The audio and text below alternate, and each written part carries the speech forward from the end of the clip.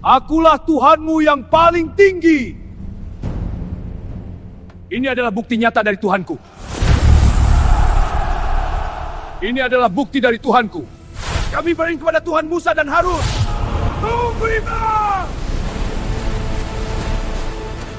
Ada seorang manusia yang namanya diabadikan dalam kitab suci, bukan karena kebaikannya, bukan karena perjuangannya, melainkan karena kesombongannya yang melampaui batas hingga ia berani berkata di hadapan ribuan rakyatnya, "Akulah Tuhanmu yang paling tinggi." Siapakah dia? Bagaimana mungkin seorang manusia biasa bisa sampai pada tingkat kegilaan kekuasaan seperti itu? Dan bagaimana awal mula kesombongan itu tumbuh perlahan di dalam hatinya hingga menjerumuskannya menjadi simbol kezoliman sepanjang zaman? Assalamualaikum warahmatullahi wabarakatuh. Sahabat harfiah kolbu, semoga Allah selalu melembutkan hati kita dan menjauhkan kita dari sifat sombong sekecil apapun. Jangan lupa dukung channel ini dengan subscribe dan doa terbaik untuk kita semua agar terus istiqomah menyebarkan kisah penuh hikmah.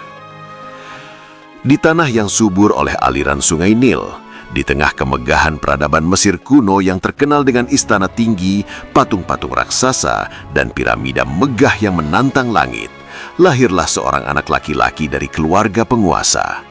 Ia tidak lahir dalam kemiskinan, tidak tumbuh dalam penderitaan, tidak merasakan pahitnya tertindas. Sejak membuka mata, yang ia lihat adalah emas, kekuasaan, dan penghormatan.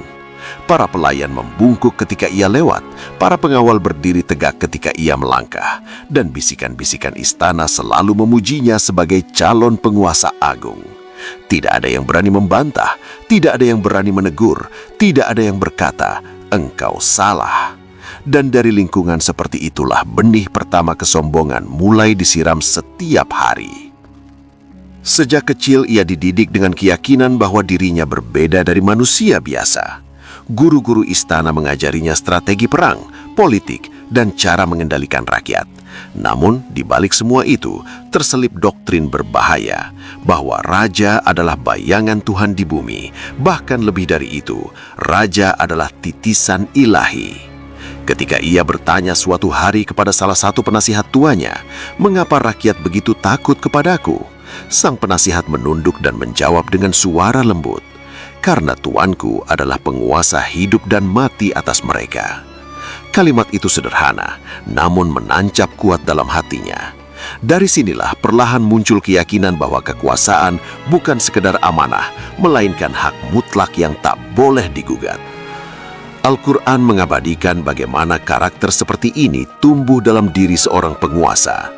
Allah berfirman dalam Al-Quran surah Al-Qasas ayat 4, "Sesungguhnya Fir'aun telah berbuat sewenang-wenang di muka bumi dan menjadikan penduduknya berpecah belah.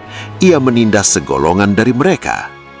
Ayat ini tidak serta-merta menggambarkan akhir hidupnya, tetapi menunjukkan proses panjang bagaimana kesewenang-wenangan itu menjadi kebiasaan. Tidak ada tiran yang lahir dalam satu malam. Ia tumbuh dari hati yang terus diberi makan pujian dan kekuasaan tanpa batas.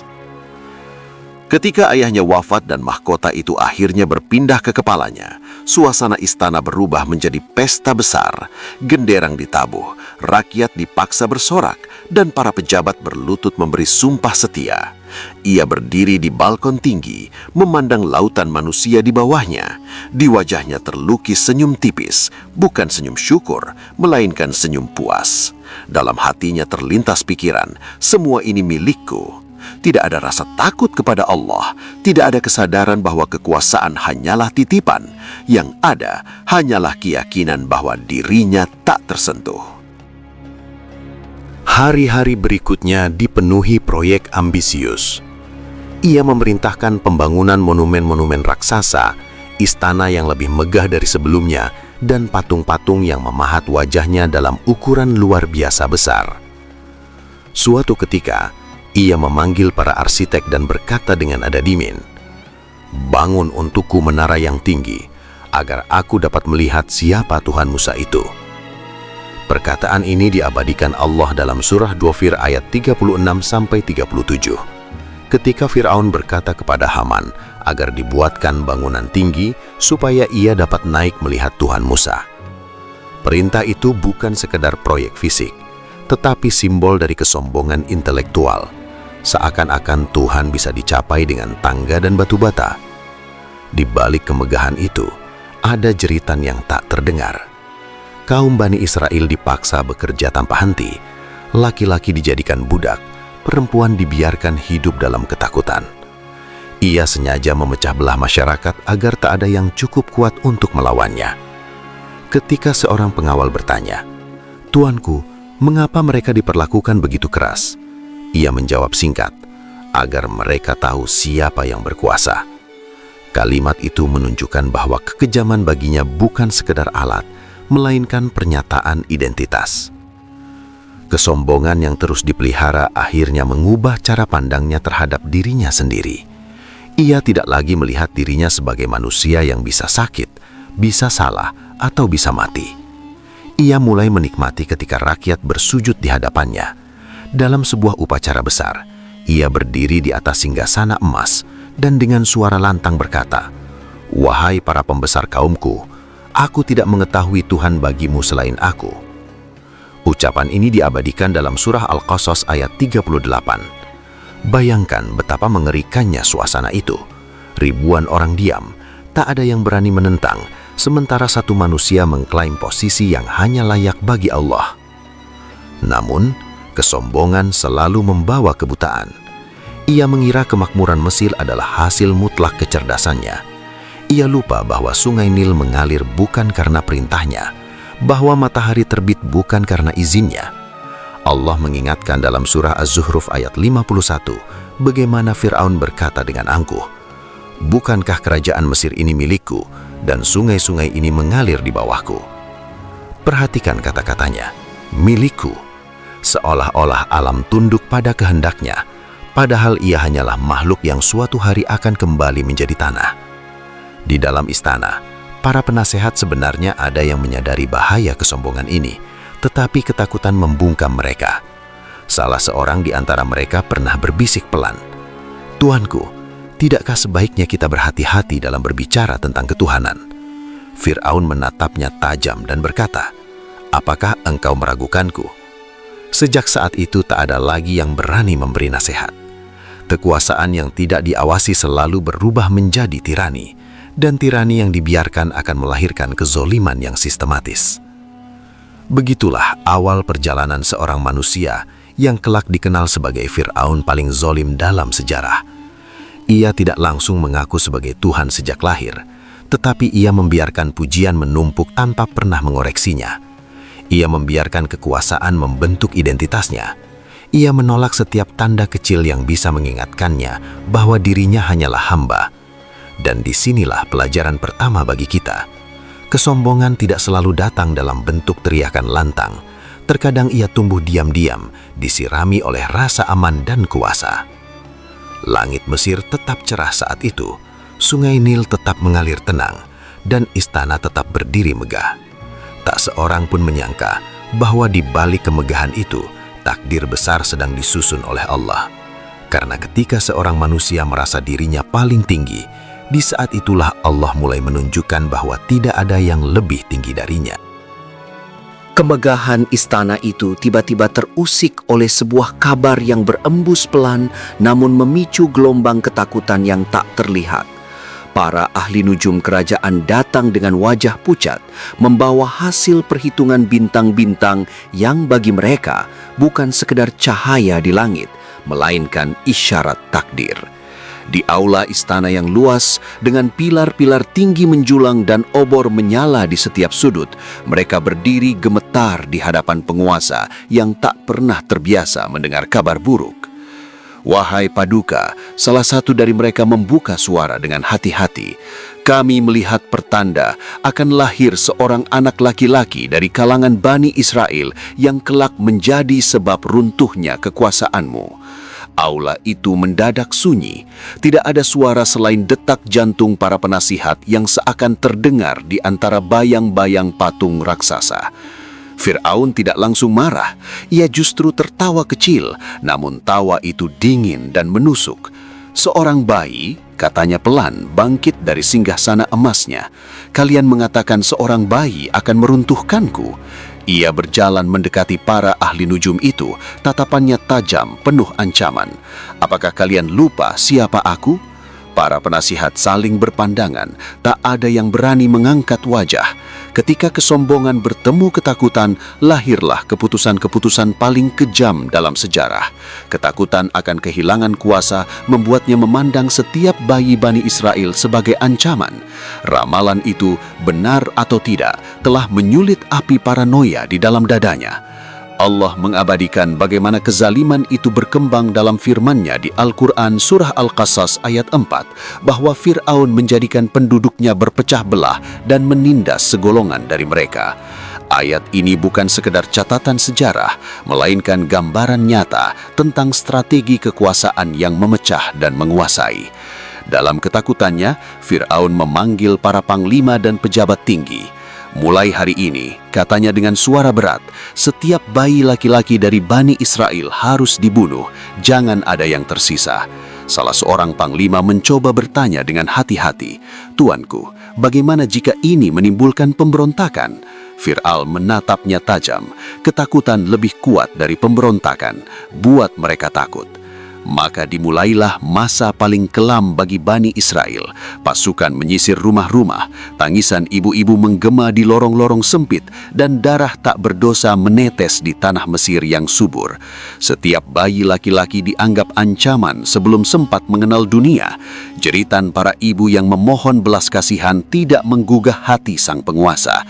Ia merasa sedang menyelamatkan tahtanya, padahal ia sedang menumpuk dosa yang kelak menjadi sebab kehancurannya sendiri.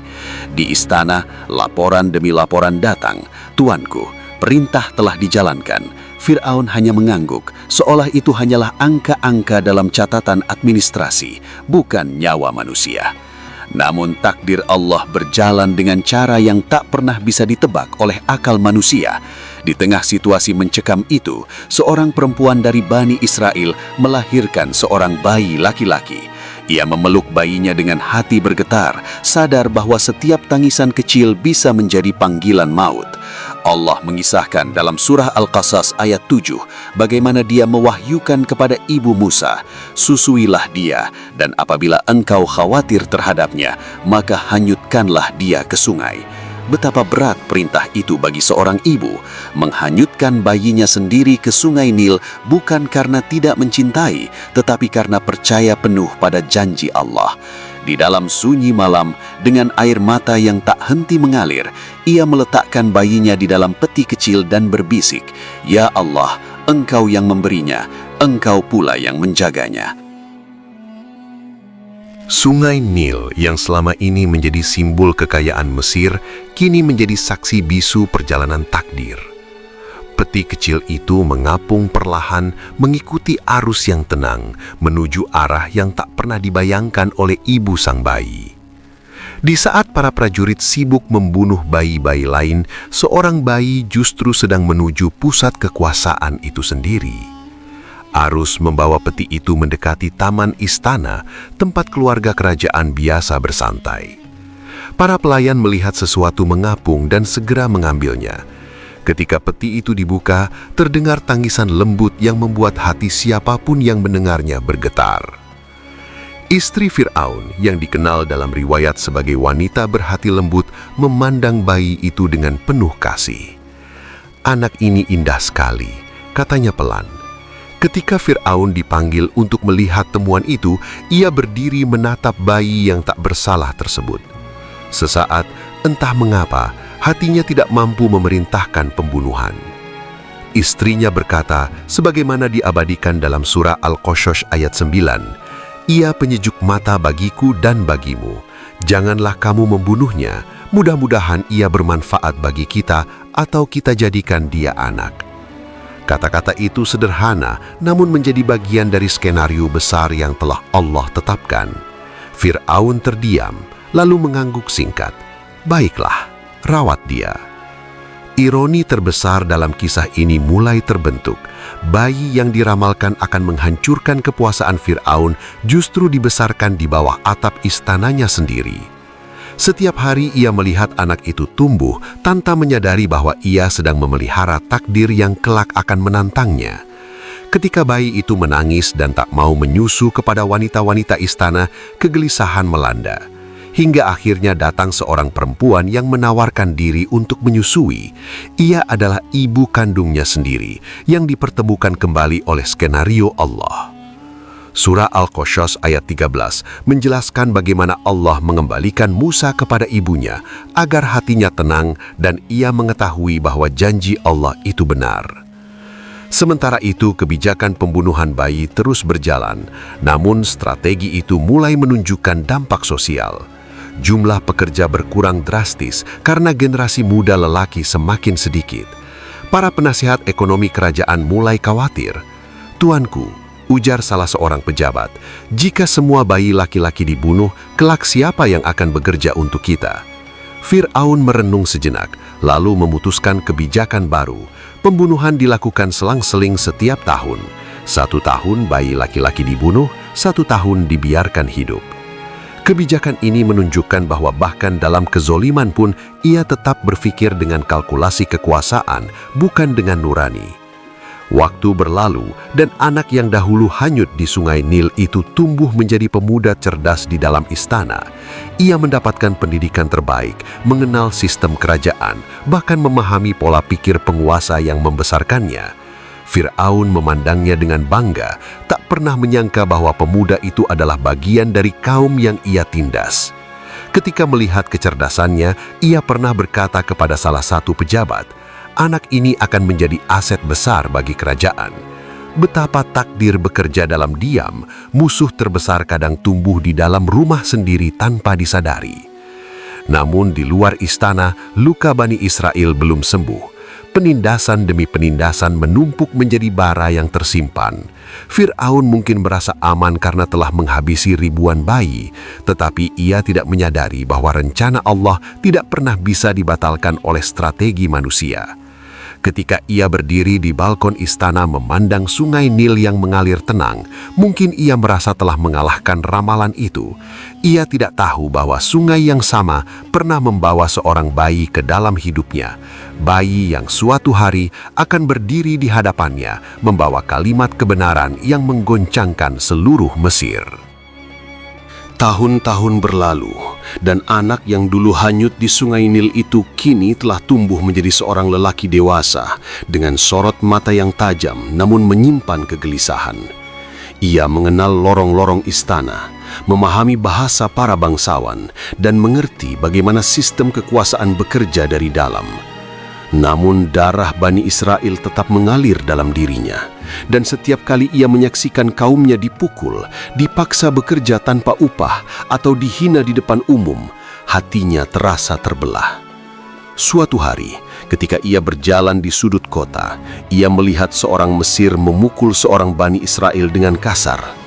Tanpa mampu menahan diri, ia mendekat dan berkata, "Hentikan." Perkelahian itu berakhir dengan satu pukulan yang tak disengaja, namun mematikan. Lelaki Mesir itu roboh tak bernyawa. Musa tertegun, menatap tangannya sendiri dan berbisik, "Ini perbuatan syaitan, sungguh ia musuh yang menyesatkan." Ia sadar situasi ini akan membawanya pada bahaya besar. Kabar kematian itu cepat sampai ke telinga istana. Fir'aun murka, "Tangkap dia," perintahnya tegas. "Ia telah membunuh seorang dari kaumku." Maka Musa pun melarikan diri dari Mesir, meninggalkan istana yang dulu membesarkannya. Perjalanan panjang membawanya ke Madian, tempat ia hidup bertahun-tahun dalam kesederhanaan, jauh dari kemewahan dan tirani. Di sana ia belajar tentang kesabaran, pengendalian diri, dan ketundukan kepada Allah. Hingga suatu malam yang sunyi di perjalanan kembali, di lembah suci Tua, Allah memanggilnya dengan panggilan yang tak pernah ia bayangkan sebelumnya. Dalam surat Thaha ayat 11-14 di Al-Quran, Allah berfirman kepada Musa bahwa Dia adalah Allah, tiada Tuhan selain Dia, maka sembahlah Dia dan dirikanlah solat untuk mengingatnya. Musa gemetar bukan karena takut kepada makhluk, tetapi karena merasakan kebesaran wahyu yang turun kepadanya. Ia diperintahkan kembali ke Mesir, menghadapi penguasa paling zalim yang pernah ia kenal sejak kecil. Pergilah kepada Fir'aun, demikian perintah itu. Sesungguhnya ia telah melampaui batas. Musa memohon, Ya Rabbi, lapangkanlah dadaku, mudahkanlah urusanku, dan lepaskanlah kekakuan dari lidahku agar mereka mengerti perkataanku. Doa itu menjadi bekal utamanya, bukan pasukan, bukan senjata, hanya keyakinan kepada Allah. Ketika Musa kembali memasuki Mesir, suasana kota masih sama.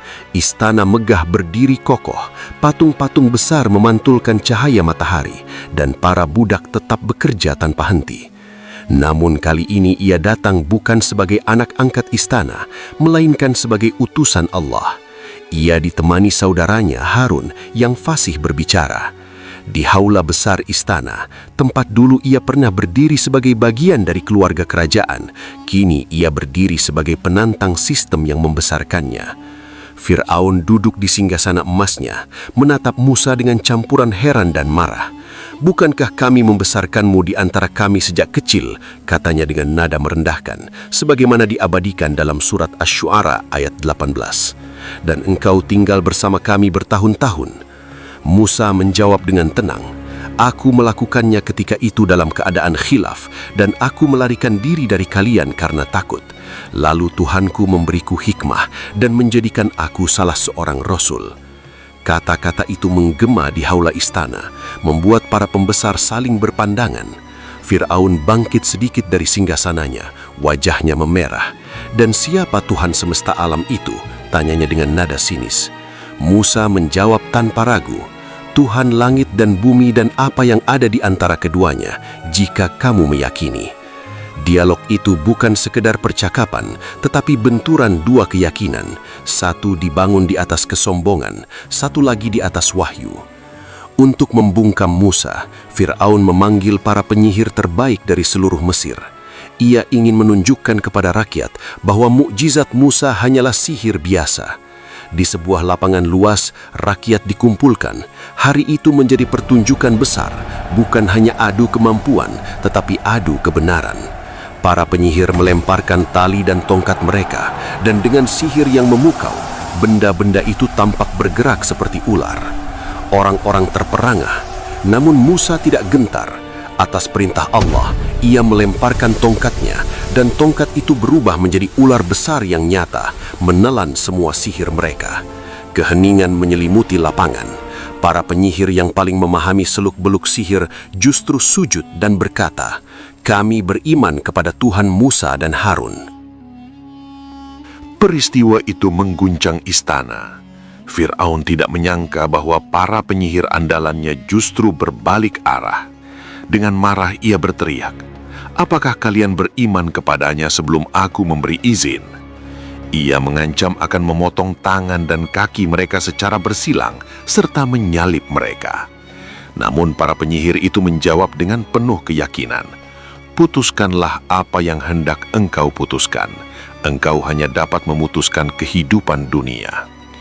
Keberanian itu membuat wajah Fir'aun semakin gelap. Ia tidak hanya merasa ditantang, tetapi dipermalukan di hadapan rakyatnya sendiri. Sejak saat itu, tekanan terhadap Bani Israel semakin berat. Fir'aun menuduh Musa sebagai pembuat kerusakan. Ia ingin mengeluarkan kalian dari negeri kalian dengan sihirnya, katanya kepada para pembesar, sebagaimana disebutkan dalam surah Al-A'raf ayat 110. Ia memutarbalikan fakta, memosisikan dirinya sebagai pelindung negeri, sementara Musa dianggap ancaman stabilitas. Rakyat yang sudah lama hidup dalam ketakutan mudah saja dipengaruhi. Propaganda disebarkan, dan para pejabat diperintahkan mempertekat pengawasan terhadap pengikut Musa. Namun, Allah menurunkan tanda-tanda yang tak bisa diabaikan. Mesir dilanda berbagai bencana, musim kering yang mematikan, banjir besar, belalang yang memakan tanaman, kutu yang menyerang tubuh, katak yang memenuhi rumah-rumah, dan air yang berubah menjadi darah. Setiap kali bencana datang, para pembesar istana berlari kepada Musa. "Berdoalah kepada Tuhanmu untuk kami," kata mereka dengan nada memohon. "Jika engkau menghilangkan ini, kami akan membiarkan Bani Israel pergi." Musa berdoa dan bencana itu diangkat. Namun begitu keadaan kembali normal, mereka mengingkari janji. Hati yang keras lebih sulit ditembus daripada batu. Fir'aun semakin terpojok, tetapi kesombongannya menolak tunduk.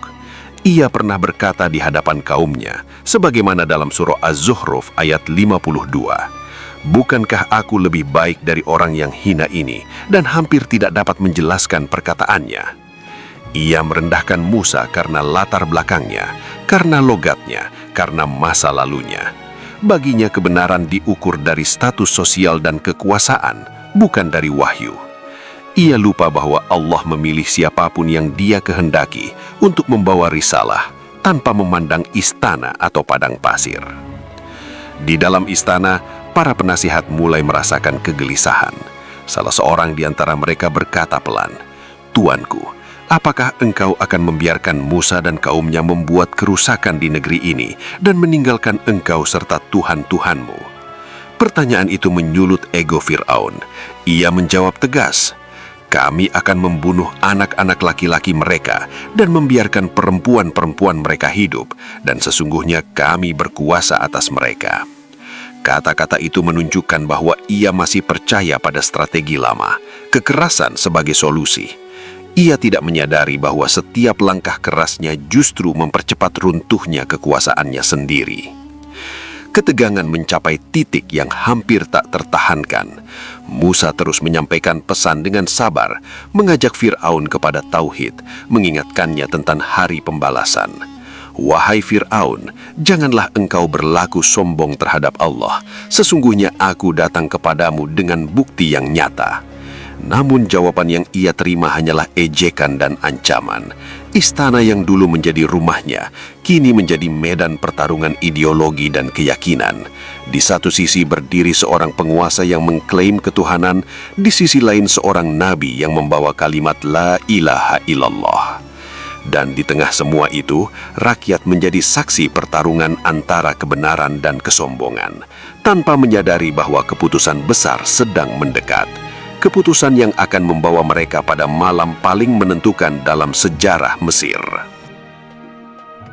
Malam itu, udara Mesir terasa berbeda, seolah-olah langit menahan nafasnya sendiri. Di rumah-rumah sederhana Bani Israel, Musa menyampaikan perintah yang telah Allah wahyukan kepadanya. Bersiaplah meninggalkan negeri ini secara diam-diam. Tidak ada pesta berpisahan, tidak ada perbekalan mewah, hanya keyakinan dan langkah yang tergesa dalam gelap. Anak-anak digendong, orang tua dipapah, dan hati mereka dipenuhi campuran takut serta harap. Setelah bertahun-tahun ditindas, inilah saat yang dijanjikan. Allah berfirman dalam Al-Quran surah Asy-Syu'ara ayat 52, "Dan sungguh kami wahyukan kepada Musa, pergilah dengan hamba-hambaku pada malam hari. Sesungguhnya kamu akan dikejar." Perintah itu jelas, mereka tidak akan pergi tanpa konsekuensi, karena kekuasaan zolim tidak pernah rela kehilangan mangsanya begitu saja. Saat fajar menyingsing dan kabar pelarian itu sampai ke istana, Fir'aun bangkit dari tempat duduknya dengan wajah menyala oleh amarah. "Mereka berani meninggalkan kita?" katanya geram. Para pembesar segera berkumpul, dan ia memerintahkan agar pasukan terbaik disiapkan. Kuda-kuda perang dipasangi pelana, kereta-kereta besi disusun rapi, dan suara trompet menggema di seluruh penjuru kota. Dalam surah Asy-Syu'ara ayat 53-54 disebutkan bagaimana Fir'aun mengirim utusan ke berbagai kota untuk mengumpulkan pasukan, seraya berkata bahwa Bani Israel hanyalah golongan kecil yang membuatnya marah. Ia meremehkan jumlah mereka, namun membesar-besarkan ancaman demi menjaga harga dirinya di hadapan rakyat. Di dalam hatinya ada campuran marah dan takut, tetapi kesombongan selalu menutupi rasa takut itu dengan teriakan. Rombongan Bani Israel terus berjalan hingga tiba di tepi laut yang luas. Air terbentang tanpa batas, dan di kejauhan debu pasukan Fir'aun mulai terlihat. Suara gemuruh kuda dan roda kereta semakin mendekat. Sebagian pengikut Musa mulai panik. "Wahai Musa," teriak mereka dengan napas terengah, "sesungguhnya kita benar-benar akan tersusul." Ketakutan manusiawi itu diabadikan dalam surah Asy-Syu'ara ayat 61. Bayangkan suasana itu. Di depan lautan tak bertepi, di belakang pasukan bersenjata lengkap, dan di tengah ribuan jiwa yang berharap keselamatan pada satu janji Allah. Namun Musa berdiri tegar, wajahnya tidak menunjukkan keguncangan. Ia menjawab dengan keyakinan penuh, "Sekali-kali tidak, sesungguhnya Tuhanku bersamaku, Dia akan memberi petunjuk kepadaku." Perintah Allah pun datang, "Pukullah laut itu dengan tongkatmu." Musa mengangkat tongkatnya, tongkat yang dulu berubah menjadi ular di hadapan para penyihir, tongkat yang menjadi saksi mujizat demi mujizat. Ia memukulkannya ke permukaan laut. Seketika air terbelah menjadi dua dinding besar, dan di tengahnya terbentang jalan kering. Surah Asy-Syu'ara ayat 63 menggambarkan bagaimana setiap belahan air itu seperti gunung yang besar. Pemandangan itu bukan sekedar keajaiban, melainkan pernyataan bahwa hukum alam tunduk kepada perintah Allah. Bani Israel menatap dengan mata tak percaya, lalu satu persatu melangkah masuk ke jalan yang baru terbuka itu, berjalan di antara dinding air yang menjulang. Fir'aun yang tiba di tepi laut menyaksikan kejadian luar biasa itu. Sejenak ia terdiam, tetapi ego dan gengsinya lebih kuat daripada logika. "Kejar mereka!" teriaknya kepada pasukan. Ia tidak mau terlihat ragu di hadapan tentaranya. Kereta-kereta perang memasuki jalan yang sama. Roda-roda berderit di atas dasar laut yang kering. Pasukan Mesir yang begitu percaya diri tidak menyadari bahwa mereka sedang masuk ke dalam perangkap takdir. Ketika seluruh Bani Israel telah menyeberang dan pasukan Fir'aun berada di tengah, Allah memerintahkan laut kembali seperti semula. Dinding air runtuh dengan dahsyat, menelan kereta, kuda, dan para prajurit yang selama ini menjadi simbol kekuatan Mesir. Di tengah pusaran air dan kepanikan yang tak terkendali, Fir'aun yang selama ini mengaku sebagai Tuhan kini bergulat dengan gelombang. Mahkotanya terlepas, baju kebesarannya basah dan berat, dan napasnya terputus-putus. Di saat-saat terakhir itu, ketika tidak ada lagi singgasana, tidak ada lagi pasukan, tidak ada lagi tepuk tangan rakyat, ia menyadari kerapuhan dirinya.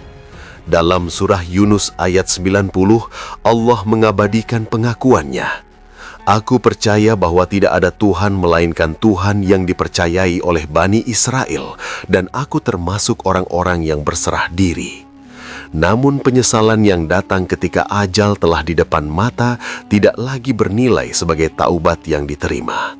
Allah menjawab dalam ayat berikutnya, "Apakah sekarang, padahal sungguh engkau telah durhaka sejak dahulu dan termasuk orang-orang yang berbuat kerusakan?" Air menutup semuanya. Keheningan kembali menyelimuti laut, seolah-olah tidak pernah terjadi apa-apa. Namun sejarah telah berubah selamanya.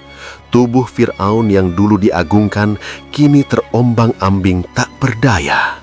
Allah berfirman dalam surah Yunus ayat 92 bahwa pada hari itu Dia menyelamatkan jasad Fir'aun agar menjadi pelajaran bagi orang-orang yang datang setelahnya. Ironi yang begitu tajam, ia yang dulu ingin namanya diabadikan sebagai Tuhan, justru diabadikan sebagai bukti kehinaan kesombongan. Tubuhnya menjadi tanda bahwa kekuasaan sebesar apapun akan runtuh ketika menantang kehendak Allah. Di seberang laut, Bani Israel berdiri menyaksikan air yang kembali menyatu. Mereka baru saja menyaksikan akhir dari seorang penguasa yang selama ini menindas mereka tanpa ampun. Musa memandang kaumnya, mengingatkan mereka bahwa kemenangan itu bukan karena jumlah atau kekuatan, melainkan karena pertolongan Allah. Perjalanan mereka belum selesai, ujian masih panjang, tetapi satu bab besar telah ditutup, bab tentang kesombongan yang tenggelam oleh keadilan ilahi. Kisah ini bukan sekadar cerita masa lalu yang terukir di lembaran sejarah. Ia adalah cermin bagi setiap hati yang pernah merasa lebih tinggi dari yang lain. Fir'aun tidak hancur karena kurangnya harta, bukan karena lemahnya pasukan, tetapi karena kerasnya hati yang menolak kebenaran meski bukti telah datang bertubi-tubi. Kesombongan membuatnya menutup mata dari tanda-tanda Allah hingga akhirnya ia dipaksa membuka mata di saat semuanya terlambat. Dari lahir dalam kemewahan, tumbuh dalam pujian, memerintah dengan tangan besi, hingga tenggelam dalam kehinaan, semuanya adalah rangkaian pelajaran tentang betapa rapuhnya manusia di hadapan Rabb semesta alam. Semoga kisah ini menanamkan dalam hati kita rasa takut untuk berlaku zolim sekecil apapun dan menumbuhkan keyakinan bahwa pertolongan Allah selalu datang pada waktunya. Jangan pernah merasa aman dalam maksiat dan jangan pernah putus asa dalam ketaatan, karena yang membinasakan Fir'aun adalah kesombongannya sendiri dan yang menyelamatkan Musa adalah tawakalnya kepada Allah. Wassalamualaikum warahmatullahi wabarakatuh.